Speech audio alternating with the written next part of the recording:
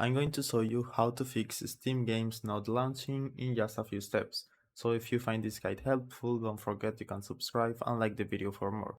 So I'm going to show you different methods you can do. So let's begin. All you need to do is go to library and then right here find the game that is not launching. In my case, let's say it's this one.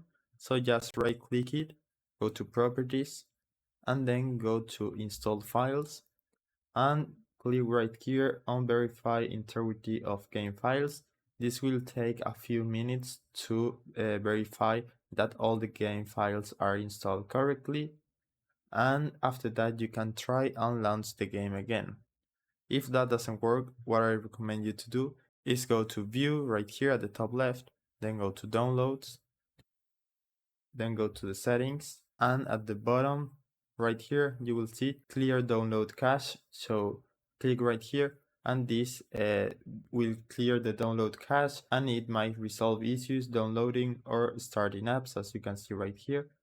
And after you have done that, you need to restart the Steam and try again. If that doesn't work, what I recommend you to do is restart your PC.